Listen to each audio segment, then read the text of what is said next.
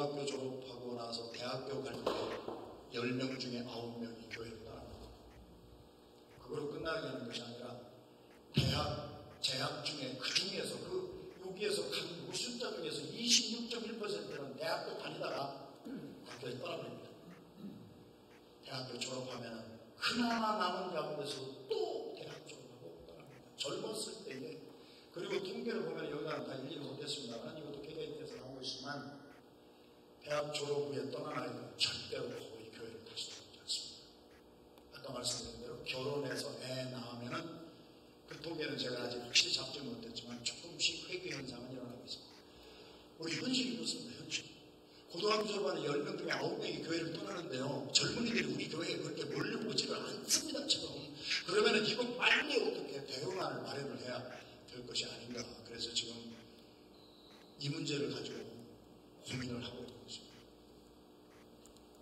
제가 섬기고 있는 교회가 있는 옆에 비블리컬 테올로지컬 세미나리라고 하는 아주 좋은 유수한 신학회가 있습니다. 거기에 다니시는 우리 분 중에 홀청이라고 하는 분이 계신데, 홀청은 원래 의사였습니다.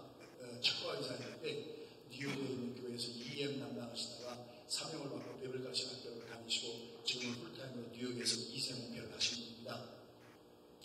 이분이 비블리컬 학생들을 조사한 것입니다. 소스로 분양이 밝힙니다. 그래서 비블리컬에 다니는 한인 학생, 목사님, 전도사님들, 그리고 한인 목회자, 영국, 그리고 이분이 영국을 가시면서 영국에 있는 한인 선교사들을 대상으로 서베이한 결과입니다. 미주 한인 교회는 건강한가? 요즘 희망적인, 그래도 비블리컬 학생들이고 이 파란색은 이거는 선교사입니다. 변화가 필요합니다. 94%입니다. 이제 10명 중에 9명입니다. 그래서 지금 이대로는 안 된다. 이게 공통 부모가 말하면 우리의 섬기는 교회가 지금 이대로는 절대 안 된다는 거죠. 지금 큰일 났다. 그런데 또 하나 긍정적인 것은 그렇게 변화가 필요한 건 알지만 그래도 변화할 수 있을까? 그래도 소망이 있다. 할렐루야. 할렐루야. 우리가 좀 변화받아야 됩니다. 제가 늘 하는 말씀이지만 제가 알래스카 집에 갔다가 삼성의 이건희 회장이 매년 2월 달에 라스베가스에, 알래스카가 아니라 라스베가스에 오시는 것을 제가 봤어요. 2년 전에 삼성의 이건희 회장이 와서 라스베가스에서 매년 1월 달에 국제 전자 박람회가 열립니다. 거기에서 이건희 회장이 2년 전에 그런 말씀을 하셨습니다. 우리가 만약에 10수년 전에 프랑크푸르트 독일에서 변화를 위한 정말 변화가 없었더라면 오늘의 삼성은 없었을 것입니다. 믿지 아니한 장사하고 돈 버는 사람들도요. 그때 삼성이 이건희 회장이 한 것이 무엇인지 우리 알잖아요. 프랑크푸르트에 모여서 그때까지 삼성에서 시추가했던 모든 출시가 있던 셀프하고 다 모아놓고 불난지도 그랬습니다. 다 불태워버렸습니다. 우리가 돈 버는 데 있어서 2등짜리 물건을 만들어가지고 회사가 살아남지 못한다. 최고의 것을 만들어야 된다. 그러면 우리가 여태까지 만들었던 것의 그 교만함과 자만함을 여기서 부숴버리고 여기서 우리 깨어나야 된다. 우리가 변화받아야 된다. 이건희 회장이 하신 말씀이 유명하잖아요. 2가지만 빼놓고 다 바꿔라. 첫째, 바꾸지 말아야 될 것은 마누라는 바꾸지 말자. 2번째, 자식을 바꾸지 말자. 이거는 제가 그분이 한 말씀이니까 제가 그대로 단어도 써서 인용을 하는 거예요. 마누라하고 자식만 빼놓고 다 바꾸지 않으면 우리는 죽는다. 우리가 알잖아요. 소니가 저렇게 무너질 줄 몰랐잖아요. 소니는요, 우리가 다 알잖아요. 무너졌던 이유가 아날로그의 10몇 년의 계획을 가지고 왕창 투자하고 그거 바꾸는데 못 바꿉니다. 우리는 소니한테 두드러졌습니다. 우리는 아날로그 할 것이 아니라 디지털로 가자. 그래가지고 완전히 급하게 바꿔서 변화한 것이 삼성입니다. 지금 소니, 이수zu, 미쓰비시, 토요타 다 합쳐도 삼성을 따라가지 못하는 세상이 됐습니다. 저도 한 로컬 철제 목사입니다. 지금도 몸부림을 치고 있는 것이 내가 변화받지 못하면 내가 죽는다는 것은 압니다. 내가 세상을 따라가자는 것이 아닙니다. 내가 변화받아야 세상을 끌고 갈 수가 있는데 세상에 다녀보니까요. 세상은 무지무지하게 변하는데 제일 안 변하는 것이 교회더라고요. 솔직히 용서하시고 들으십시오. 저도 담임 목사입니다. 저도 담임 목사인데요. 제일 안 변하는 사람들이 담임 목사님들입니다. 그 목사님들은 그래도 시대 감각이 있어요. 젊은 분들은 그래도요. 이걸 읽을 줄 알더라고요. 그런데 아무리 젊은 사람들이 바꾸려고 해도 담임 목사가 변하지 않으면, 그리고 죄송합니다, 장로교회는 당연입니다. 장로님들이 변화받지 않으면요 절대로 교회는 변화받지 않습니다.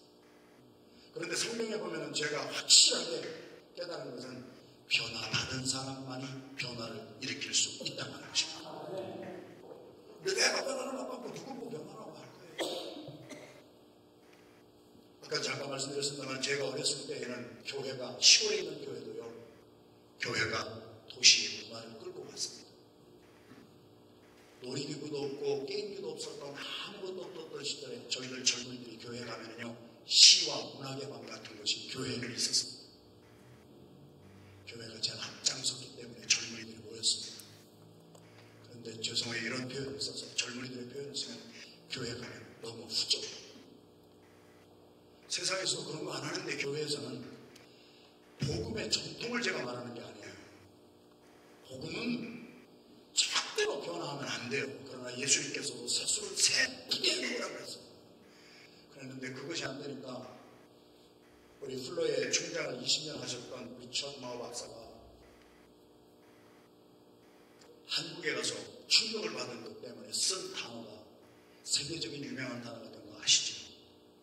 저도 한국에 1년에 서너 번 집회를 가면은요, 지하철을 일부러 타고 택시를 타는데 지하철에 가면은요, 지금도요, 샌드위치맨이 있더라고요. 샌드위치맨 뭔지 아시죠? 앞에 불신지요, 뒤에 예수천당. 그래가지고 그 복잡한 전철 안에서 예수 믿으면 천당 가고 불신이면 지옥이다 막 큰 소리를 지르고 다니는 사람이 있어요. 존경심이 나오지요. 존경심. 우리 같은 사람은 존경심이 나오는데요, 그 지하철에 앉아있는 그 말을 듣는 사람들은요 존경하는 사람이 하나도 없더라고요. 인상을 다 찌푸리고. 리처드 마우 박사가 뭐라고 그랬습니까? 우리에게 신념이 있는 것은 좋다, 복음을 전하려고 하는 컨빅션이 있는 것은 좋아도 이 시대는 스테빌리티가 없어서 그렇다. 그래서 리처드 마우 박사가 이제는 신념도 있지만 세상 사람들이 볼 때 존경을 받을 수 있는 스테빌리티도 좀 있어야 되고, 세상을 앞장서서 끌고 가야지 50년대 방법을 가지고 지금 하면 현대 사람들이 어떻게 이해를 하느냐는 거예요. 그래서 예수님도 세수는 새 시대의 세수는 새롭게 된다. 할렐루야. 자, 이런 것들이 있습니다. 자, 무엇이 미주 한인교회의 문제입니까? 여기도 자기 출처 대상은 비블리컬 한인 학생회에 비블리컬의 한국 목사님들이 많이 왔어요. 한국에서 학생들이 많이 있어요. 근데 그래도 신학교에 다니는 목사님, 신학생들이 볼 때 미주 한인교회 문제는 물질주의가 제일 문제다. 돈 많이 있고 크고 세상하고 뭐 다른 게 없어요. 그리고 두 번째 공통적으로 나오는 것이 뭔지 아십니까? 오늘날의 현대 강단에 예수 그리스도의 피 묻은 십자가의 복음이 없어져요. 성령님의 기름 부으심이 끊어버렸다고 하는 거예요. 다 그런 따라서 쩍쩍만 얘기해요. 형이상학 쩍쩍, 형용학 쩍쩍. 하나님의 성령의 역사가 기름 부음이 있고, 갈라디아서에서 사도 바울이 선포한 그리스도의 피 묻은 복음이 사람을 변화시킵니다. 1세원, 2세원 변화하는 것은 성령이고 복음인 줄로 믿습니다. 그런데 이상하게 신학교 다니는 분들도 이야기를 하기를, 오늘날의 강단에 가보면 성령의 기름 부음 받은 메시지와 그러한 복음과 그러한 것들이 너무 없다. 이것이 정말 오늘 교회의 문제다. 그리고 하나는 축복하는 기복신앙 때문에 얼마나 많은 사람들이 예수를 무당처럼 따라가고 있는가. 축복을 주시는 하나님이지만 이런 문제점이 있다고 하는 거예요. 자, 그러면 저는 짧은 시간에 저희 교회에서 20년 동안 한 것에 대해서 얘기를 하라고 해서 제가 해결 방법을 제시한 것은 30년 전 학교 다닐 때부터 저는 그렇게 얘기했습니다. 만약에 우리가 분리가 문제라면 통합이다, 유니티고 함께하고 투게더리스트, 이것을 해결 방법으로 저는 제시했습니다. 여러분 용서하세요. 이것이 만병통치가 아니라는 거예요. 더 좋은 것도 있을 거예요. 그러나 저는 지난 20년 동안 누가 뭐라고 하든지 저는 하나님의 이 비전을 주셔서, 그래, 세대 간의 문제가 있고 가정이 와야 되고 이러한 문제, 분리의 문제가 있다면 비전을 가지고 하나가 되는 그리고 자꾸 나누지 말고 같이 모이면 되겠다. 그래서 통합과 함께하는 유니티와 투게더는 있습니다. 그것을 저는 해결 방법으로 했습니다. 통합이라고 하는 것은 유니티는 같은 비전이 있어야 하나입니다. 어느 교회에 가서 주일학교 안 찔러서 너는 이 교회 왜 다니니? 이 교회는 무슨 비전이니? 주일학교 학생이 대답을 하면 그 대답을 듣고 중고등부 아이들한테 가서 너는 이 교회 왜 다니니? 이 교회 비전은 뭐니? 그러면 중고등부애가 하는 말을 듣고 80이 넘은 할아버지 할머니한테 가서 이 교회 왜 다니십니까? 이 교회 비전이 뭡니까? 할 때 유치부에 다니는 아이와 중고등부에 다니는 아이와 할아버지 할머니의 말하는 비전이 똑같다는 그 교회는 비전이 있는 교회입니다. 비전 자체가 없어요. 비전 자체가 그냥 뜬구름 잡는 그런 한국에 제가 죄송해요. 어떤 교회 갔더니 막 도배를 해놨는데 한국에는 막 이 배너 문화잖아요. 그랬더니 거기가 10,000명 되는 교회예요. 그랬는데 온 교회 초입부터 그 교회의 비전은 무슨 수를 써서라도 20,000명 만들자. 이게 그들의 비전이더라고. 그러니까 거기는 무슨 수를 써서라도 사람 늘리는 것이 그들의 비전이 돼서 그것으로 하나 되는지 모르겠어요. 굉장히 중요한 것입니다. 두 번째, 함께함입니다. 투게더는 있습니다. 아무리 비전이 있어도 그 비전이 공유되지 않으면 아무 소용이 없다고 하는 것을 저도 목회에서 실패를 하면서 코피 터지면서 어느 날 제가 깨달았어요. 호목사가 막 강해서 막 비전을 막 얘기하는데 성도들도 몰라. 장로님도 그게 뭔지를 몰라. 간격이 너무 크구나. 그래가지고 그것을 어떻게 해서든지 같이 실행하면서 유니티 비전으로 교회가 하나가 된 것을 함께하고 우리가 자꾸 비전을 공유해야 되겠다. 그래서 저는 20년을 그렇게 해왔습니다. 그래서 제가 해답하는 것은 YC 있습니다. 원인 크라이스트 처치 갈라디아서 3장 28절 같이 읽겠습니다. 시작. 너희는 유대인이나 헬라인이나 할렐루야.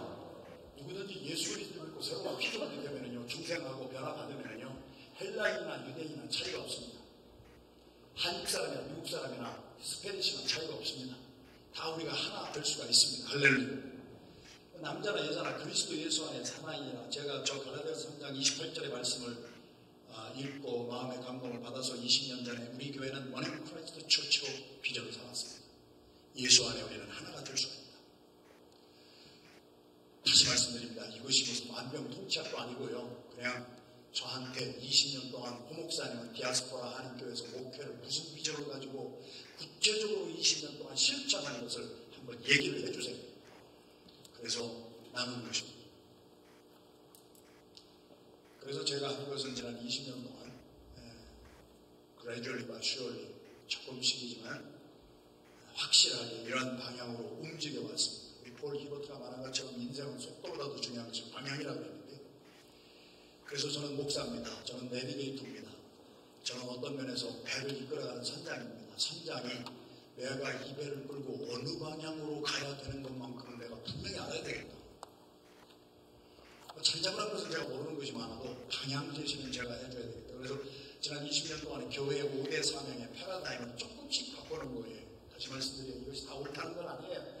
다른 분들 더 좋게 잘하시는 분들도 계실 거예요. 그러나 저는 20년 동안 그렇게 해왔고, 앞으로 제가 얼마를 더 목회를 할지 모르지만 제가 은퇴하는 날까지, 은퇴하고 나서도 후임이 누가 됐든지 이 비전만큼은 목사가 바뀌어도 계속 되기를 바랍니다.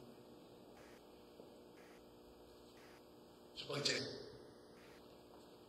교회 5대 사명. 우리가 교회가 5가지 기능이라고 하죠. 예배, 교육, 또 진료, 봉사, 선교. 이 교회의 5가지 펑션입니다. 펑션. 이 펑션을 전통적인 곳에서, 저는 전통적인 데에서 자라난 사람이에요. 전통적인 예배가 어떻다는 것을 저는 너무나 잘 아는 사람이에요. 전통적인 기독교 교육이 어떻다는 것을 저는 너무나 잘 아는 사람이에요. 전통적인 진료, 전통적인 봉사, 전통적인 선교가 어떤 것인가를 저는 너무나 잘 아는 사람이어서 그거를 지난 20년 동안에 무슨 책을 쓴 것이 아니라 자, 함께 한번 실질적인 20년 동안 해온 거 잠깐 보여드리도록 하겠습니다.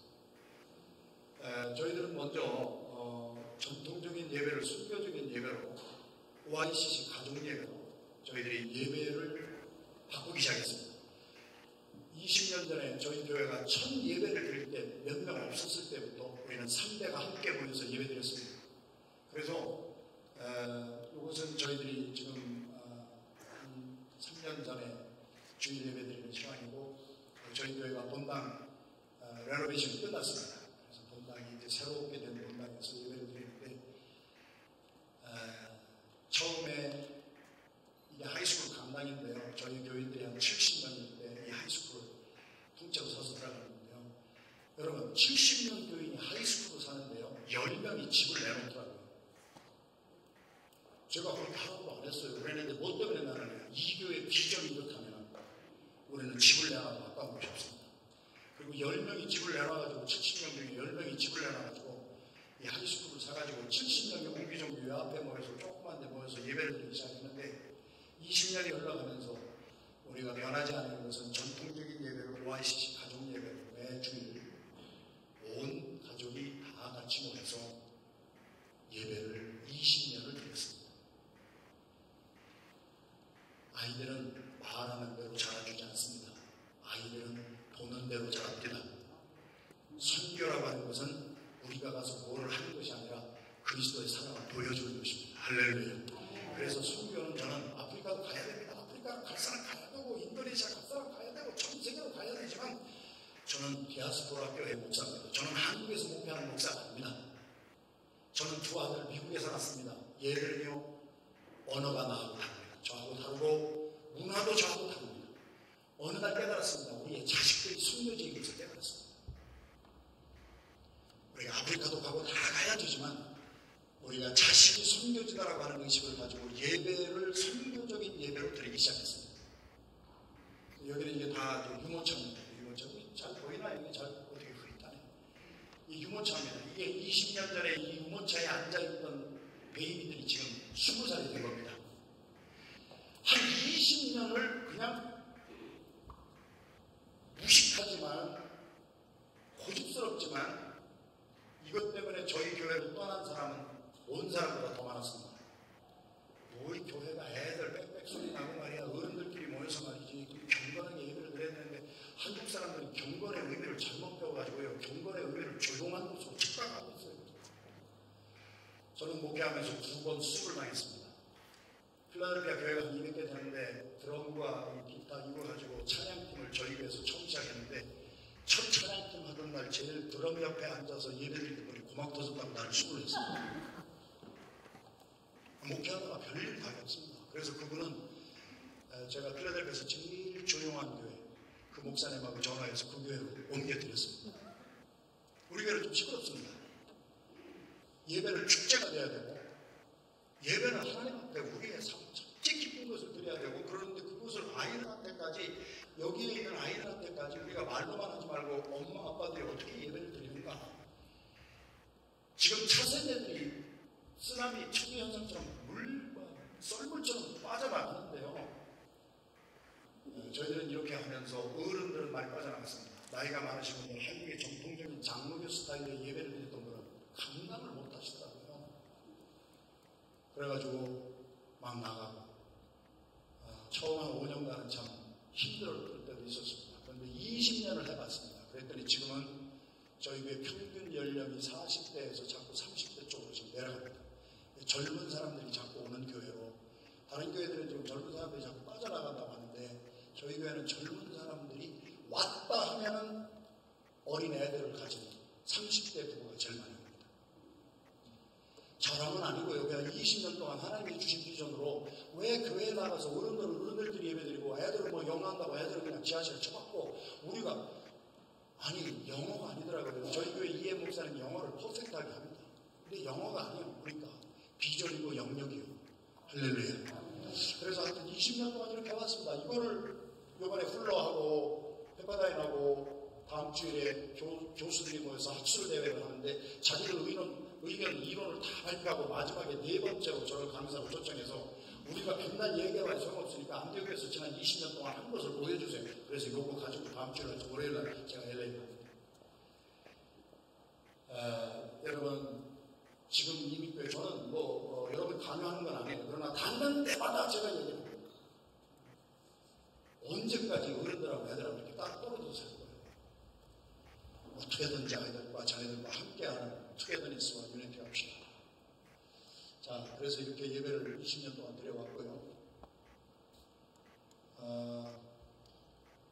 어느 교회를 가봐도 찬양팀 같은 것은 어른들밖에 없더라고요. 근데 저희 교회 찬양팀은 여러분이 보시다시피 애들부터 중고등부 애들, 중학교 애들부터 우리 찬양팀이 주일날 예배드리는 찬양팀이 3대가 이렇게 찬양팀이에요. 이것도 목회하면서 깨달은 거예요. 아이들은요, 어른들이 앞에 나와서 찬양을 인도하면요, 다 아는 찬양인데도 절대 안 합니다. 지들 친구가 나가서 하면 따라합니다. 상당히 목회적으로 심플한 것이지만 제가 20년 목회하면서 깨달은 진리예요. 목사님의 말씀보다도 더 빨리 따르시는 것이 지들 친구입니다. 자기 친구가 앞에 나가서요, 찬양 팀이래요. 여기 부기추한 애들이. 뭐예요? 이 보여지는 것을 통하여서 아이들이 예배에 적극적으로 참여하기 시작하고, 이게 매주일 드리는 어른들하고 같이 드리는, 부모하고 같이 드리는 예배입니다. 20년을 해왔습니다. 이게 조금 사진이 조금 잘 못 나온 게 많이 있어요. 여기는 미국 사람들, 백인들도 찬양팀으로 같이 쓰고, 또 스페니쉬도 쓰고, 지금 이렇게 됐습니다만, 20년을 이 한 비전을 가지고, 왜 차세대가 자꾸 빠져나가냐 이유만 따지지 말고 한번 해보자. 그래서 저는 무식하지만 20년 동안 이렇게 해왔습니다. 그랬더니 자녀들이 예배 시간을 더 기다려요. 자녀들이 교회에 들어오기 시작합니다. 할렐루야. 또 봅니다. 세례식 가족 기도회입니다. 저는 이런 시간이 너무 좋습니다. 왜 기도회를 해도 왜 어른들끼리만 모여서 주의 성청하고 우리끼리만 기도합니다. 그래서 제가 금요일날 저녁에 기도할 때는 3대가 함께 모여서 이 아이들하고 엄마들이 다 나오고 1시간 정도 어떤 때는 해보니까 길으면 1시간, 짧으면 30분 정도 기다려야 목사의 안수도 받으시고, 그러는데도 아이들하고 부모들이 다 같이 나가서 부둥켜 안고 같이 기도합니다. 우리가 왜 이걸 못하느냐 말이에요. 왜 어른들끼리만 모여서 기도를 하냐고. 자기 자식들 데려다 놓고 자기 자식들 가슴에 품고, 아빠가 딸을 품고 엄마가 아들을 품고 눈물을 흘리면서 기도할 때 그 아이들이 교회 안에서 그렇게 자라나게 되는 거지. 그런데 왜 애들은 지하실로 가라고 하고 어른들끼리만 모여서 우리들만의 잔치를 하냐고. 저는 그랬다는 거예요. 저는 그래서 그렇게 목회를 안 하겠다. 나는 하면은 같이 하자. 우리 같이 살아야 돼. 저희 교회는 히스패닉 예배가 5분인데 히스패닉 예배에 대해서 나중에 좀 설명을 해드리겠습니다만, 저희 이 사람들 다 불법적이다 아닙니까? 다 일용 노동자들 아닙니까? 마약하고 알코올 빠졌던 사람 아닙니까? 선교를 우리가 멕시코로도 가야 되지만 멕시코에서 와서 우리 옆집에 살고 있는 사람이 얼마나 많습니까? 선교의 패러다임이 바뀌어야 돼요. 지금은 히어렌나우 선교가 우리 디아스포라에게 주신 하나님의 사명이라고 저는 믿는 사람이에요. 멕시코 가야 된다는 거예요. 아프리카 가야 돼요. 갈 수 있는 사람 계속 가야 돼요. 그런데 여러분 보세요. 거기 가는 사람은 그렇게 많지 않습니다.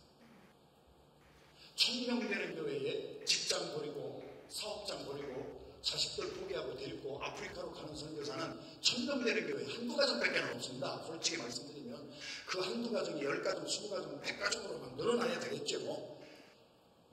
하나님이 저에게 주신 비전은 1000명 되는 교회 2가정 선교사로 가고 나면 나머지 99.8% 교회 왔다 갔다 하는 사람들은 어떻게 할래? 하나님은 알겠습니다.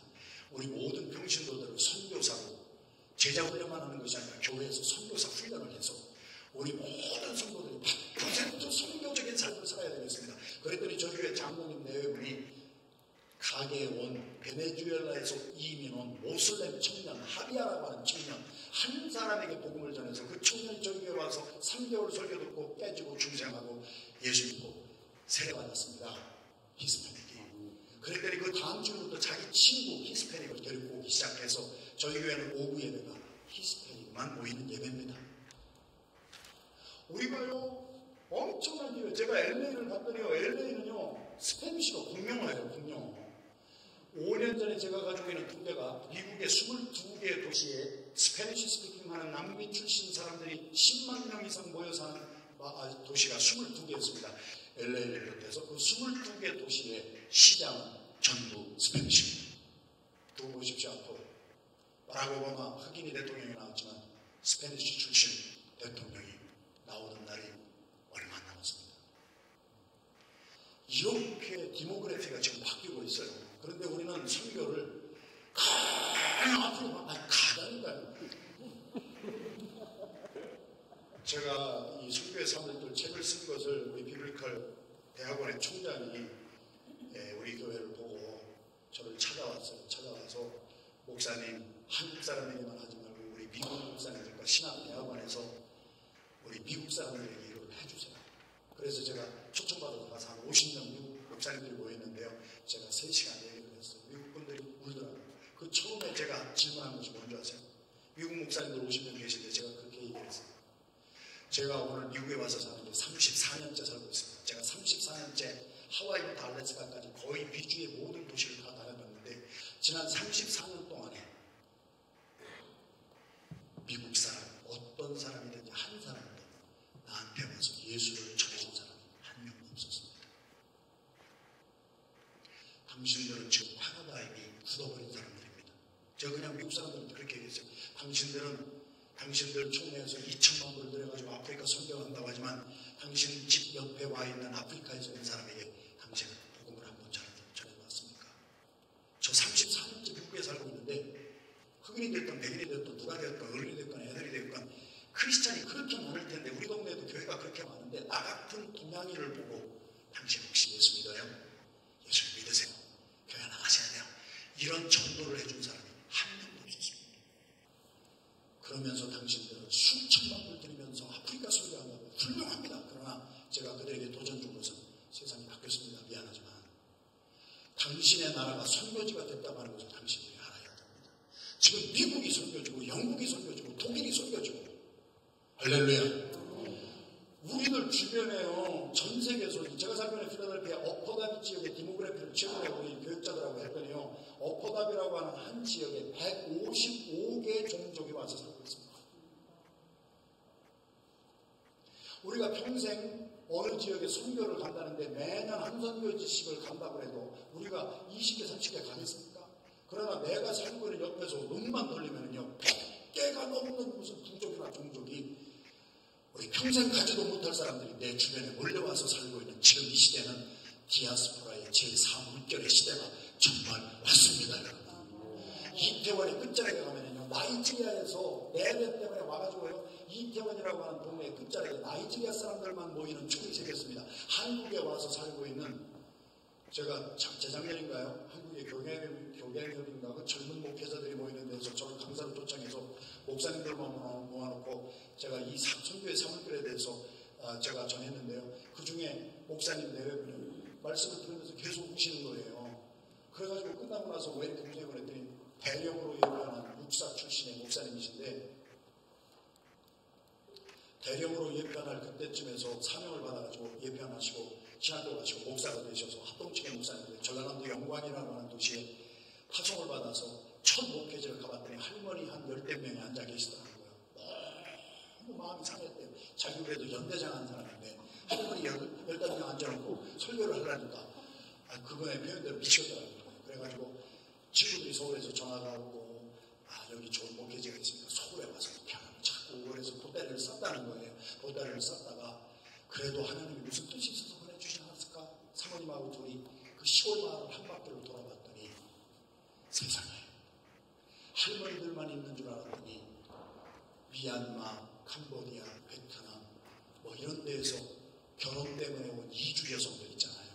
농촌 총각들하고 결혼하기 위해서 그 이주 여성들이 와가지고 자녀들을 낳아가지고 그 면에는 한국 사람의 숫자보다 피가 섞인 다민족들이 숫자가 더 많은 거예요. 그걸 보고 이분들은 거기에서 그것을 사명으로 삼고 한국 할머니들에게만 복음 전하다가 다민족 아이들에게만 복음을 전해서 지금 교회는 꽉 찰 정도로 우리가 미국까지 와서 한국 사람들에게만 복음을 전한다고 하는 것은 죄송합니다. 이런 표현을 써도 하나님이 우리를 미국으로 흩어주신